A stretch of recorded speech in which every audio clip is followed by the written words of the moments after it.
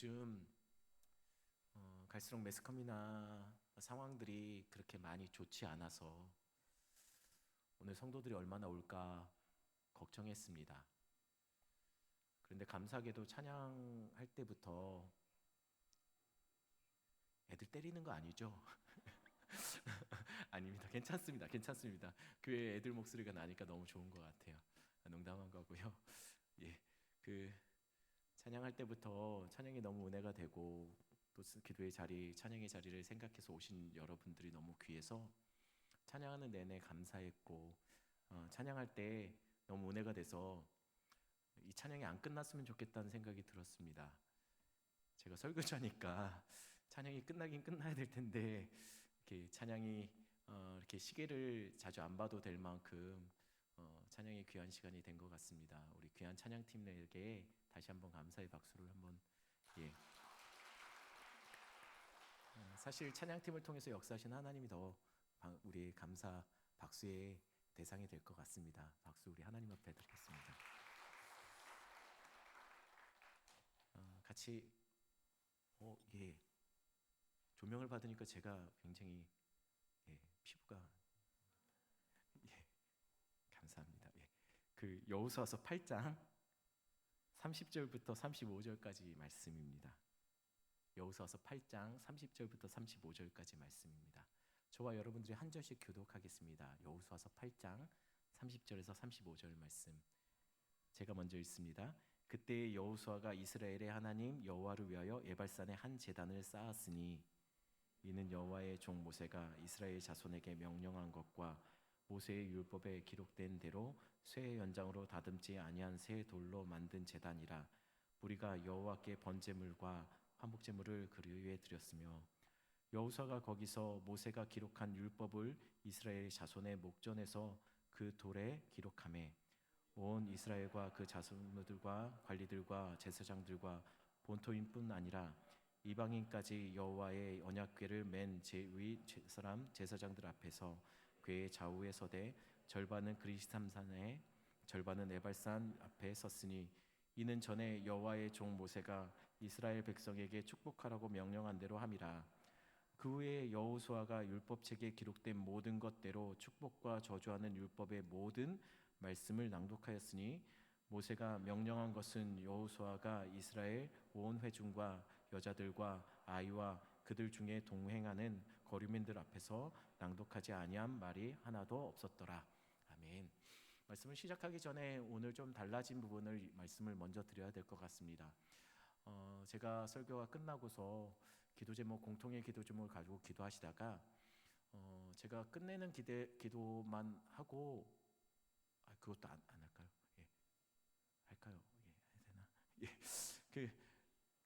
왜냐면 끝내버리고 여러분들 다 이렇게 불 다 켜버리고 나가버리면 그때가 모든 성도님들이 그냥 끝나는 시간이 되는 것 같아서 제가 늘 안타까웠습니다. 이렇게 제가 공통의 기도 제목 몇 개만 나눠주고 제가 마무리 기도할 겁니다. 그리고 나서는 여러분들 그때부터는 여러분들 가지고 오신 기도 제목 갖고 자유롭게 기도하시다가 기도할 만큼 기도하시다가 가시면 되겠습니다. 교육자들 바깥에 저기 로비에서 악수하거나 인사 안 할 겁니다. 혹시 이렇게 가는데 아무도 쳐다도 안 본다 섭섭해하지 마십시오. 그냥 여러분들 기도 마음껏 하시라고 뒤에 시간에 마무리 시간을 끝내는 시간을 안 둘 겁니다. 혹여나 늦어져도 여러분들 마음껏 기도하십시오. 밤 새셔도 됩니다.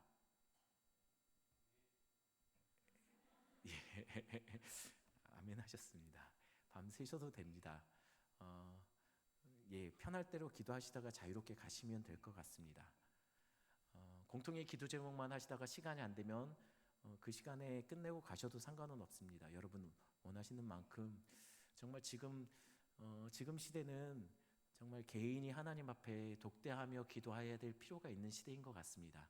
그래서 마음껏 기도하십시오. 인사를 해야 되는데 인사 요즘 막 이렇게 침 튀고 그러면 예의가 아니지 않습니까? 할까요, 요거? 옆 사람 보고 주님이 사랑하십니다.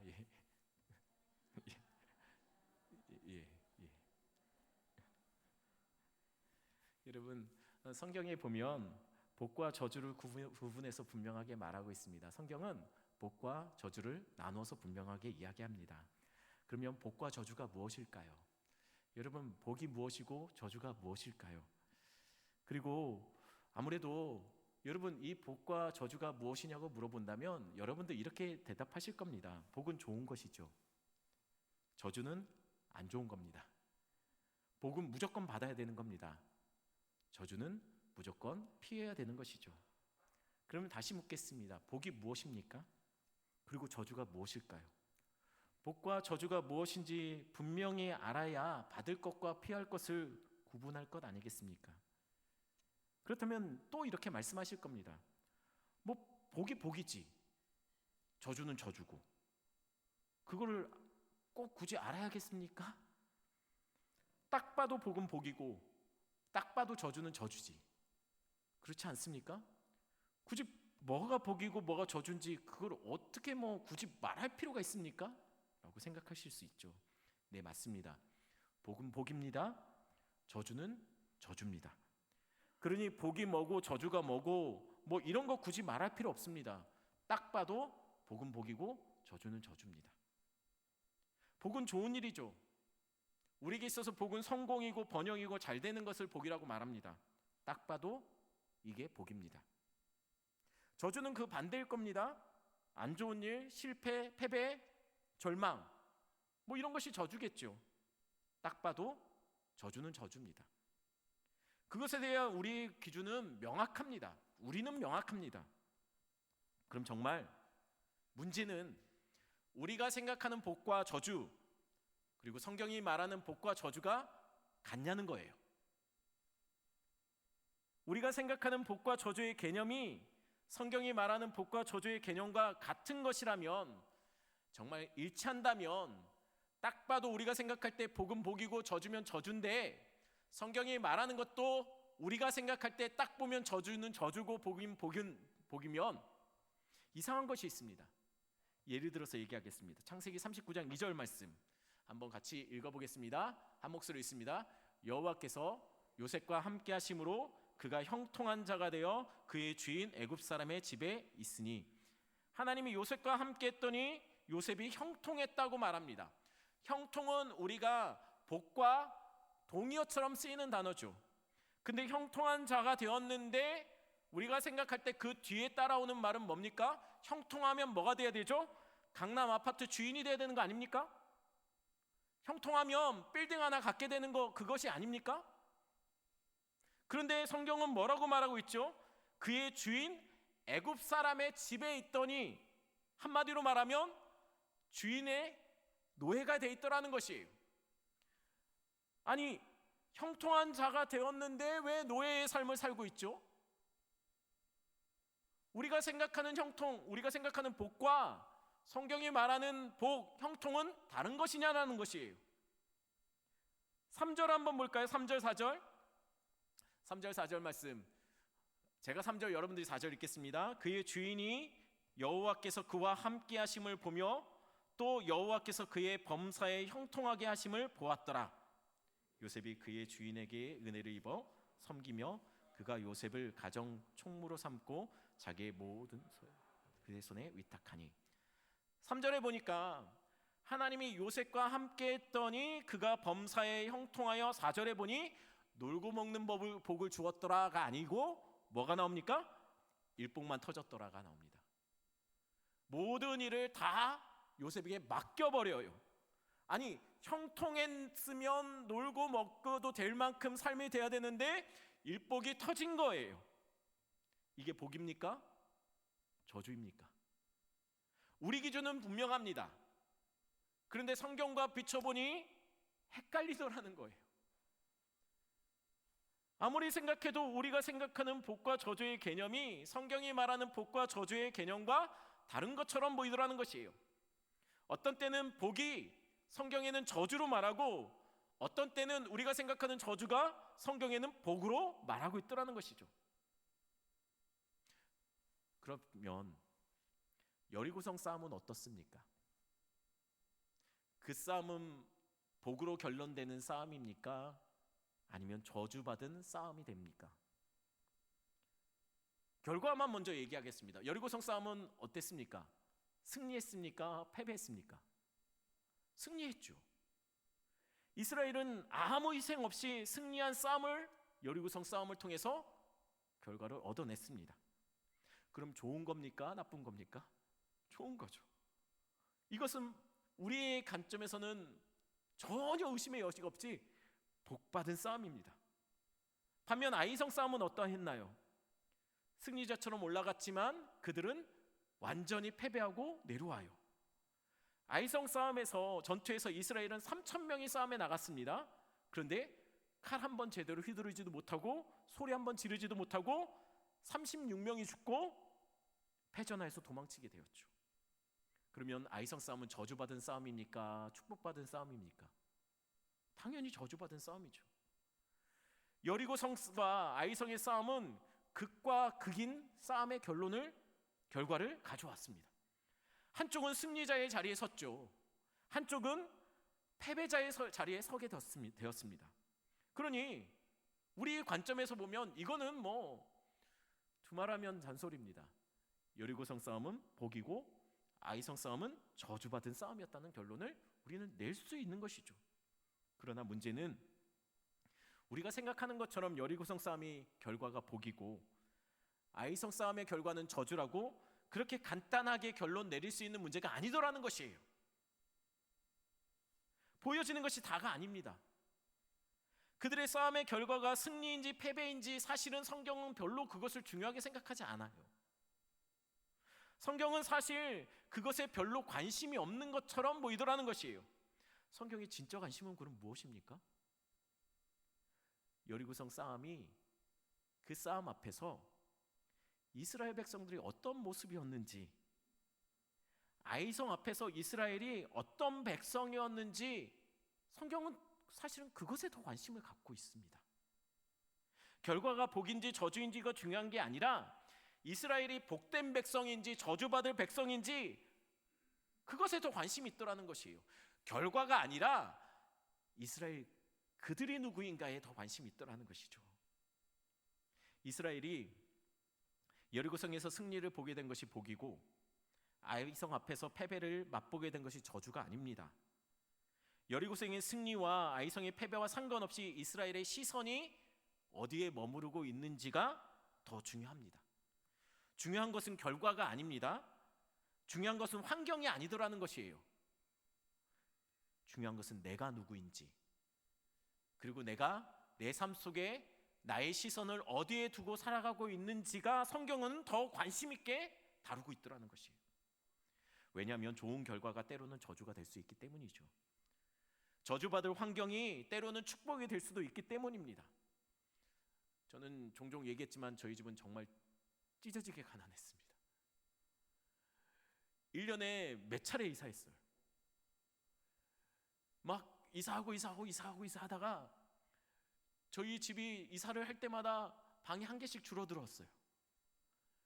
그러다가 어느 빌딩 위층에서 살게 됐는데 하도 집에서 좁은, 저희 어머님 저 어렸을 때부터 집이 굉장히 컸거든요. 보시기에도 굉장히 귀티나게 생기지 않았습니까? 저희 집이 굉장히 부자였어요. 그러다가 집이 점점 줄어드니, 그런데 아이는 막 그 좁은 구석에서 막 돌아다니고 뛰어다니니 어머님이 정신 사나워서 뭐라고 했을까요? 저보고, 저희 바로 밑에 층이 교회였어요. 제 모교회. 저는 교회를 안 다니는 상황이었습니다. 하도 정신없이 뛰니 저희 어머님이 저한테 뭐라고 했냐면, 야 정신 사납다, 교회 가서 놀아 해서 교회 가서 놀게 돼서 지금도 놀고 있지 않습니까? 교회에서. 여러분, 저는 지금 돌이켜보면 그때가 저주받은 때라고 생각했습니다. 그때 당시엔 그랬어요. 그랬더니 지금 돌이켜보니 그때가 저에게 축복이 되었다라는 것이에요. 그때 교회 가서 놀라고 안 했으면 저희 집사람을 만나지도 못했을 거예요. 저희 집사람이 앉아있어서 하는 얘기가 입니다. 목사가 거짓말하면 안 되죠. 여러분, 축복과 저주가 환경이나 상황이나 결과에 의해서 만들어지는 것이 아니라는 것이에요. 그때 나는 누구였는지, 내 시선이 어디에 머물러 있는지가 중요하다는 것이죠. 여리고성 싸움의 승리는 이스라엘로 하여금 축복의 자리에 서 있는 것처럼 보이기는 했습니다. 그러나 문제는 그 속에 감추어진 추악한 아간이 숨어 있더라는 것이에요. 아간이 이스라엘 안에 깊이 자리 잡고 있다면 아무리 좋은 결과 축복의 자리에 서 있는 것처럼 보인다 할지라도 그것은 결코 이스라엘에게 축복이 될 수 없는 것이에요. 왜냐하면 아간은 계속 자라나고 있기 때문이죠. 결국 그것은 우리를 산산조각 무너뜨리게 말 거예요. 그리고 우리를 하나님으로부터 멀어지게 만들 것입니다. 그러니 아간이 있음에도 불구하고 우리의 삶의 환경이 좋아지고 계속 승리하고 좋은 결과가 나타나는 것은 결코 축복이 아니더라는 것이에요. 반대로 이스라엘은 아이성 앞에서 싸움에서 참패했습니다. 이 싸움의 결과만 놓고 본다면 이스라엘은 절망하고 고통하는 저주의 자리에 선 듯 보였습니다. 그러나 아이성 싸움의 패배가 과연 이스라엘에게 저주가 되었을까요? 아닙니다. 아이성 싸움의 결과는 이스라엘로 하여금 복된 삶을 회복하도록 만들었던 계기가 됩니다. 그 결과 그들은 이 패배 때문에 하나님 앞에 부르짖게 되었고 회개의 자리에 나오게 되었고, 그러면서 결국 그들 안에 뿌리 깊게 박혀있던 아간의 죄악을 찾아내서 뿌리 뽑게 만드는 계기가 되었더라는 것이에요. 고통스럽죠. 아프지요. 아니, 그들 손으로 내 이웃을, 내 형제를 죽인다는 거, 잡아서 그들을 죽일 수밖에 없다라는 거, 멸족시킬 수밖에 없다라는 것, 여러분 왜 안 아프겠습니까? 여러분, 우리 안에 뿌리 깊게 잡혀있는 그 죄악의 뿌리를 뽑아낸다는 것은 아파요. 여러분, 왜 그것이 뿌리 깊게 내렸겠습니까? 우리가 사랑했거든요. 여러분이 생각하는, 여전히 여러분 안에 뿌리 뽑히지 않는 죄악의 습관들, 죄악의 요소들, 아간 같은 죄악은, 죄송하지만 누가 물 줬습니까? 내가 물 주었어요. 물질의 욕심, 탐욕, 쾌락을 따라가는 내 모습 속에 그 모든 것들은 사실은 내가 물 주어서 길렀단 말이에요. 내가 사랑했던 거예요. 그러니 그것을 뽑아낼 때는 굉장한 결단이 필요하고 아파요. 하지만 이 실패가, 이 아이성 앞의 패배가 이스라엘로 하여금 하나님 앞에 무릎 꿇고 처절하게 그들 안에 있는 죄악이 뿌리 깊게 박혀있는 아간을 뽑아낼 수 있게 만든다는 것이에요. 진짜 싸움은 아이성 싸움, 여리고 싸움이 아닙니다. 진짜 하나님이 일으키시고자 하는 진짜 싸움은 내 안에서 일어나요. 비록 보여지는 싸움에서 진다 할지라도 기억하십시오. 지지 말아야 될 싸움은 내 안에서 일어나는 싸움입니다. 그것이 중요하다는 것이에요.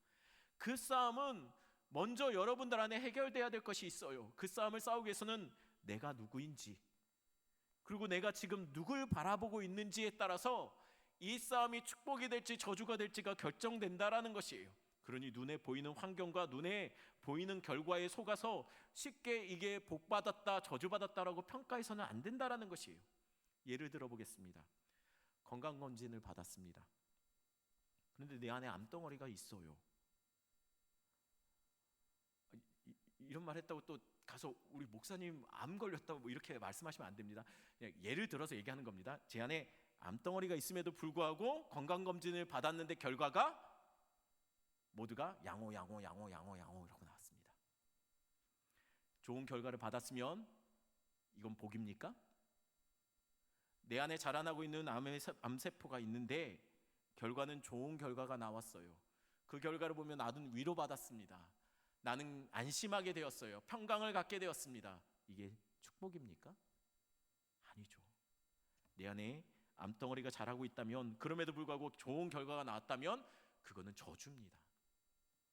바꿔 말합니다. 반대로 건강검진에서 암세포가 발견됐다고 암 판정을 받게 되었습니다. 결과가 안 좋죠. 그러면 그건 저주입니까? 아니요. 오히려 회복하고 우리 안에 그동안 잘못되어 있던 잊지 말아야 될 세포가 있음을 알고 뽑아낼 수 있는, 그래서 수술을 하든지 이겨낼 수 있는 방법을 다시 한번 찾을 수 있는 아주 좋은 기회가 되었다라는 것이에요. 중요한 것은 눈에 보이는 결과, 상황이 축복과 저주를 결정하는 것이 아니라는 겁니다. 진짜 내가 누구인지, 그 속에 나의 시선이 어느에 머물러야 하는지, 그것이 중요하다라는 것입니다. 오늘 우리가 읽었던 본문에 복과 저주가 마치 구분할 수 없는 것처럼 뒤엉켜 있는 장면이 나옵니다. 오늘 본문의 배경을 간단히 설명하겠습니다. 여호수아는 아이성 싸움을 마치고 모든 백성을 데리고 무려 50km나 되는 거리에 떨어져 있는 세겜 땅으로 백성들을 이끌고 무리하게 산악지대를 통과하며 험악한 땅을 통과하며 세겜 땅에 이르게 됩니다. 왜 50km나 걸려서 아이성에서 싸움을 싸우고 승리한 백성들을 데리고 세겜까지 가게 되는 것일까요? 무슨 중요한 일이 있었을까요? 특별히 중요한 것은 있어 보이지 않습니다. 그들은 세겜 땅을 중심으로 해서, 오늘 사진 좀 보여주십시오. 좌쪽에 있는 그리심산, 그 그리심산의 6지파를 세웁니다. 우측에 있는 에발산, 맞죠? 여러분들 보시겠는데 좌우가 맞죠? 우측에 있는 에발산의 6지파를 또 세웁니다. 그리고 그 중간에 세겜에서부터 여호수아는 모세가 남겼던 축복과 저주의 율법의 메시지를 선포합니다. 그러면 양쪽에 6지파씩 있던 지파들이 아멘으로 화답하는 장면이 나오더라는 것이에요. 아니, 무려 50km나 떨어진 곳까지 와서 굳이 양쪽으로 나눠서 한쪽은 축복의 메시지, 한쪽은 저주의 메시지를 퍼부을 때 아멘, 아멘, 아멘, 그렇게 할 필요가 있습니까? 굳이 그냥 원래 있던 곳에서 하지, 굳이 여기까지 올 필요가 있냐라는 것이에요. 이것에 대한 배경은 신명기 27장에 나옵니다. 27장에 보면 모세가 이스라엘 백성들에게 당부하는 말이 나오는데 12절 13절 말씀을 한 목소리로 읽겠습니다. 너희가 요단을 건넌 후에 시므온과 레위와 유다와 이사갈과 요셉과 베냐민은 백성을 축복하기 위하여 그리심산에 서고, 르우벤과 갓과 아셀과 스불론과 단과 납달리는 저주하기 위해서 에발산에 서고. 아니, 좀 정확하게 표현하면 이렇습니다. 시므온, 레위, 유다, 이사갈, 요셉, 베냐민 6지파는 축복의 말씀을 듣기 위해 그리심산에 서라는 것이에요. 반대로 르우벤, 갓, 아셀, 스불론, 단, 납달리는 저주를 받기 위해 에발산에 서라는 것이죠. 그리고 모세가 기록한 축복과 저주의 메시지를, 축복의 메시지를 축복의 산을 향해서 외칠 때 아멘 아멘 외치고, 저주의 메시지를 에발산에다가 외칠 때 아멘 아멘 하라는 것이에요. 아니, 이 명령 지키기 위해 모세가 나중에 약속의 땅에 들어가면 너희들 이렇게 해야 된다라고 남긴 이 말을 지키기 위해 50km나 떨어진 곳에 산악길을 헤쳐서 여호수아가 모든 백성을 이끌고 이곳에 왔다는 겁니다. 그럼 여러분, 이상하지 않습니까? 제가 설교하면서 계속 이상하다 이상하다 하는데 이상하지요? 뭐가 이상합니까? 축복의 산에 올라간 6지파는 이해가 됩니다. 축복받으러 50km나 가면 축복에 대한 욕심이 있으면 그럴 수 있죠. 그런데 문제는 에발산에 올라간 6지파는 뭐하러 여기까지 오냐는 거예요. 저주받기 위해서. 저주의 메시지를 그들을 향해서 선포할 때 그들이 아멘 아멘 하더라는 것이에요. 여러분, 이게 이해가 됩니까? 게다가 이 산 자체에도, 환경 자체도 그때 축복과 저주를 잘 표현하는 산이에요. 일단 축복의 상징인 그리심과 저주의 상징인 에발산을 먼저 한번 사진으로 한번 보겠습니다. 제가 어느 산이 그리심산인지 얘기 안 할 겁니다. 딱 봐도 축복의 산은 축복의 산으로 보이고 저주의 산은 저주의 산으로 보이죠. 뭐가 축복의 산 같습니까? 위에 거예요. 저주의 산 에발산은 밑에 민둥산이에요. 그리심산이 훨씬 더 흔치 않는, 이스라엘 사는 히브리 민족들이 사는 지역에 흔치 않은 그나마 수목이 가득한 산이 그리심산이었습니다. 에발산은 말 그대로 민둥산이었습니다. 딱 봐도 축복은 축복처럼 보이고 저주는 저주처럼 보이는 것이죠. 이 두 산이 가운데 세겜을 중심으로 마주보고 있었어요. 굳이 직선거리로 하면 한 3km가 채 안 되는 거리에 마주보고 있습니다. 세겜에서 여호수아가 외치면 양쪽에서 축복의 메시지 아멘 아멘 아멘 아멘 서로 화답하며 마치 하나의 악기의 공명통 울림통처럼 아주 잘 들리는 극장이 되는 거예요. 여러분, 그리심산에 올라간 6지파, 저주의 상징인 에발산에 오른 6지파, 여러분 마음이 어떨까요? 복불복입니까? 에발산에 올라간 6지파는 하나님 앞에 버림받은 건가요? 여러분, 환경이 어려운 분들은 하나님 앞에 버려진 존재입니까? 혹시 여러분 에발산과 같은 환경의 어려움들, 민둥산같이 영 내 삶 속에 열매가 없는 그런 환경 삶을 살고 있는 분들은 여러분 그런 인생은 저주받은 인생일까요? 그런데 여전히 이해가 안 되는 부분은 그럼에도 불구하고 왜 에발산에 배정받은 지파 사람들이 올라갔냐는 거예요. 그리고 왜 저주의 메시지를 선포할 때 그들이 아멘 아멘으로 왜 화답하고 있냐는 것이에요. 이것을 어떻게 이해해야 될까요? 섬기는 마음으로 그 저주를 자신이 감당한 걸까요? 얼마 전 코로나 바이러스 때문에 우한에서 전 세계로 우리 백성들, 우리 사람들이 이렇게 다시 돌아왔죠. 그러는 과정 속에 이분들을 어디다 격리해서 수용해 놓을 건지, 이분들을 어디다 모셔 놓을 건지 지역을 선택하는 과정 속에서 제 마음이 좀 아팠습니다. 다 같이 우리 백성인데 앞에 길을 막아서고 데모를 하고 선정되는 지역의 사람들이 우리가 뭐 힘이 약하다느니 그래서 우리한테 뭐 우리를 무시하는 거니 뭐 이런 얘기를 했죠. 처음에는 그분들에 대해서 왜 그러실까 생각이 들었어요. 우리 가족이어도 그럴까? 그런데 만약에 오산이 선정되었다면 아마 여러분들 띠 막 머리에 메고 지금 여기 안 계실 분들 많을 거예요. 남 얘기니까 우리는 여유 있게 말하죠. 다른 지역이니까 우리는 좀 유하고 좀 크게 이야기할 수 있죠. 그러니 그분들을 비난할 이유는 없는 것 같습니다. 누구나 다 그렇다는 거예요. 내일이 아니면 다들 착해지고 넉넉할 수 있죠. 하지만 내 문제에서는 조그만한 손해도 사실은 쉽지가 않습니다.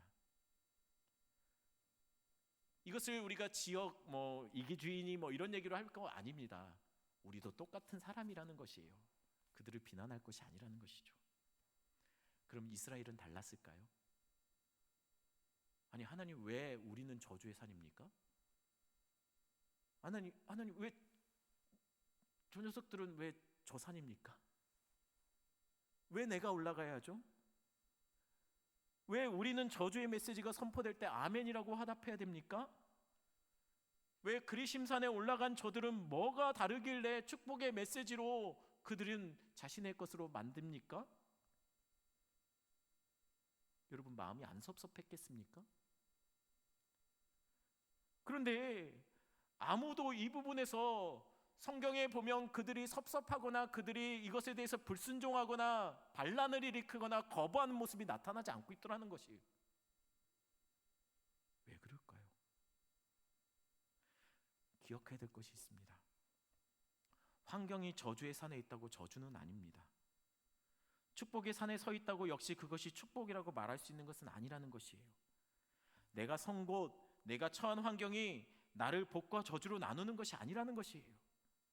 왜냐하면 저주의 산에 서 있는 그들은 지금 저주의 산에 서 있지만 뭘 바라보고 있죠? 축복의 산을 보고 있는 거예요. 축복의 산에 서 있는 자들의 시선 속에는 뭐가 들어옵니까?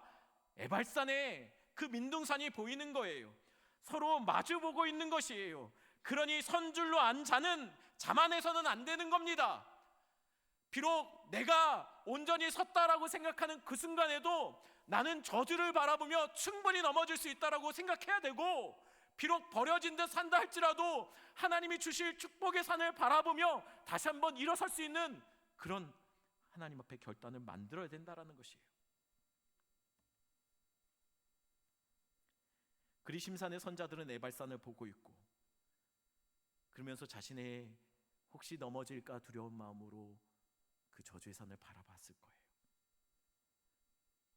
또한 역시 저주의 자리에 서 있는 사람은 그 자리가 축복의 자리가 바뀔 수 있도록 약속 붙잡고 다시 일어서려고 몸부림쳤을 겁니다. 그것이 어떻게 가능할까요?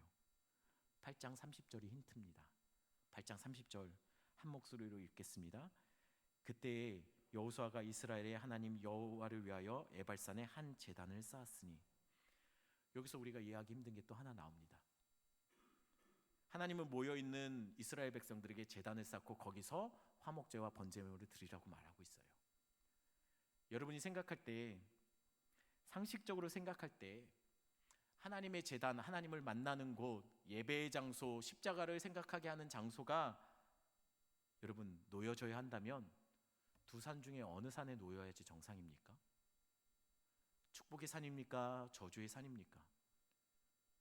여러분, 예배의 장소는 어느 곳에 있어야겠습니까? 축복의 산입니까? 저주의 산입니까? 그런데 하나님은 저주의 산 에발산에 제단을 쌓으라고 말하고 있어요. 그리심산이 아닙니다. 저주의 산에 제단을 쌓으라는 거예요. 예배와 십자가, 하나님의 임재를 상징하는 제단은 저주의 산에 쌓여졌습니다. 이것을 어떻게 이해해야 될까요? 더 이상한 것은 저주의 산 에발산에 제단을 쌓고 모세가 명령한 부분과 다른 부분이 오늘 본문에서 언급되고 있습니다. 34절은 이렇게 말합니다. 제가 읽어드립니다. 여호수아가 율법책에 기록된 모든 것대로 축복과 저주하는 율법의 모든 말씀을 낭독하였으니, 분명히 모세가 명령한 대로 축복과 저주의 말씀을 온전히 다 낭독했습니다. 에발산을 향해서 저주의 메시지를, 그리심산의 축복의 메시지를 다 전한 겁니다. 그런데 이상하게도 33절의 하반절에 보면 실제로는 이 모든 것이 뭐라고 얘기하냐면, 말씀 한번 띄워주십시오. 이렇게 얘기하고 있습니다. 그 백성들이 다 서 있는 곳에 마지막 부분, 이는 전에 여호와의 종 모세가 이스라엘 백성에게 축복하라고 명령한 대로 함이라라고 말합니다. 분명히 축복과 저주의 메시지가 동시에 선포됐는데도 불구하고 지금 오늘 본문은 모세가 이스라엘에게 축복하라고 했던 대로 명령한 대로 했다라고 말합니다. 저주했다라는 얘기가 안 나오고 축복과 저주의 말씀이 동시에 선포되었음에도 불구하고 오늘 본문은 그 모든 것이 축복의 메시지였다라는 것이에요. 축복의 메시지도 저주의 메시지도 이스라엘 백성들에게는 온전히 축복의 메시지로 받아들여졌다는 거예요. 저주였지만 그것조차도 축복이 되었다라는 것이에요. 왜 그렇습니까? 이유는 도무지 설명할 수가 없어요. 이해가 안 되는 거예요. 그래서 학자들마다 이것에 대해서 논란이 많습니다. 왜 그랬을까? 왜 그랬을까요? 오직 이유는 하나밖에 없습니다. 에발산에 제단이 서 있기 때문이에요. 저주의 장소에 십자가를 상징하는 예수 그리스도의 희생을 상징하는, 그래서 그곳에서 번제물로, 희생제물로 드려진, 화목제물로 드려진 그 십자가를 상징하는 제단이 그곳에 서 있기 때문이에요. 저주받은 인생, 영원히 버려져야 될 인생, 아무짝에도 쓸모없고 하나님 앞에서 온전히 그렇게 죄악된 인생으로 치부될 우리가, 에발산에 서 있는 것 같은 우리가 어떻게 축복받은 백성으로 다시 거듭날 수 있을까요? 모르겠습니다. 오직 이유는 하나밖에 없죠. 예수 그리스도 십자가가 세워질 때, 예수 그리스도의 십자가를 온전히 붙잡을 때, 우리 같은 죄인에게 그 예수 그리스도의 희생이 온전히, 그 피 흘림이 온전히 우리 안에서 선포되어질 때, 에발산에 있는 우리조차도 그리심산을 바라볼 수 있는 은혜가 주어지더라는 것이에요. 여러분, 절망 중에 있는 사람이 있습니까? 십자가는 우리를 살리는 능력이 됩니다. 여러 가지 환경 속에서, 여러 가지 어려움 속에서, 관계의 문제 속에서, 건강의 문제 속에서 마치 버려진 듯, 마치 하나님께서 우리를 저주의 그 순간으로 몰아넣으신 듯 그렇게 삶을 살아가고 있는 분 여기 계십니까? 기억하십시오. 환경이 어렵다고 우리가 저주받은 것이 아닙니다. 그 환경 속에서 나는 지금 누구를 바라보고 있느냐, 그 환경 속에서도 나는 어떤 삶을 살고 있느냐, 나는 그럼에도 불구하고 예배자로 서 있느냐, 그것이 중요하다는 것이에요. 비록 모든 것이 다 끊어지고 모든 환경에서 어려움을 겪고 민둥산과 같은 아무런 열매가 없는 장소에 우리가 있다 할지라도, 아무리 노력해도 삶 속에 무언가 얻을 수 있는 열매가 없다 할지라도 기억하십시오. 그곳에서 하나님을 만난다면 하나님 우리의 삶을 역전시켜 주실 겁니다. 이 시간 말씀 생각하시면서 함께 오직 주의 은혜로 같이 찬양합니다.